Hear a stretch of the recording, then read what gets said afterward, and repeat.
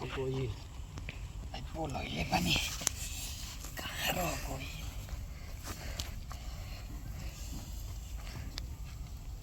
अरे आ गइल बजा कातना लेट को देलु हो। हां कैसे कैसे छुपावते अभी नहीं हो छुपाओ तैल हो का भइल कुछ न कहतनी तबियत तार ठीक बा नु। तबियत ठीक ना रहता त हिंगा जती का ना ना एने कहते अब का भइल तोरा के कुछ खइले न कुनु अगर बगर ये पूछे खातिर बोलेल हो। ना हम कहतनी अने पेट तार ठीक बा नु। हम चल जाम ये पूछे खातिर बोलेल ह तू। अरे वो खातिर ना बोलनी हम माने कहतनी कोनो दिक्कत नहीं करता रे।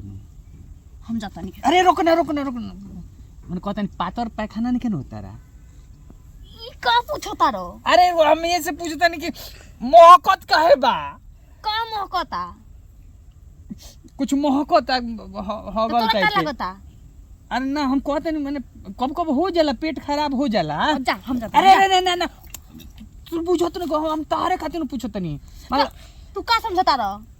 अरे हम कुछ नहीं के समझत महकत तब अच्छा छोड़ वो सब बात हटाओ। माने बुलाएम तो तू अइबू ना तू हम माने इतना लेट को अइबू कैसे कैसे बचावो तो नहीं है लेकिन महकता। हटो तो हम जाता। अरे रुक ना ना बात सुन ना ये पूछे खातिर बोलेले ना ना ये खातिर ना पूछनी लेकिन महकत काहे बा हमरे बुझा तो नहीं है। साचो पेट खराब नहीं केन तार पागल बड़ा का। अरे कब कब ना बुझाला हो जाला वो उहे ना, हमर पागल कोई हाल बड़ा स्कूल का। में भई रहे ये से हम कहतनी। अरे हम तारा के खराब थोड़े कहतनी। बाप रे बाप अच्छा छोड़ जाता नहीं हो। छोड़ एक बार एगो बात बता तू हमरा के चाहेलू कि ना हां चाहिला माने बहुत हां अब का भइल तन देखी महकत अब हो लागल लिखे नु।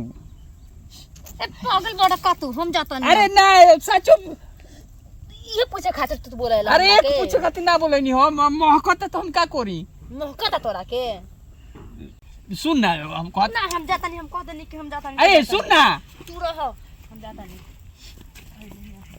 ए हम जाता नहीं। ये महकत तबे न कहतनी साला होगल खानी का महकत बताओ। अरे बाप रे बाप अरे साला हम ओ बेरा काहे ना देखनी गमछी न ओइ पे बिछा देले बनी। ई साला ये बाथरूम 12,000 उठा लेले बड़ा लोग आ हमरा प्यार में धोखा देवे खातिर साले आके राई में हक के जात रहो तार लोग के नु काट ना ली तो कहियो लोग साले लोग राई भर भस्ट कर देला लोग। अरे यार गमछियो हमर भर भस्ट हो गई। ए केने गइल साले आज हमरा के धोखा तू लोग देले बड़ा लोग काल से करलो हम ढूका लागतनी देखतनी किन सारे हमरा राई में हगतारे साले ए रोक रे।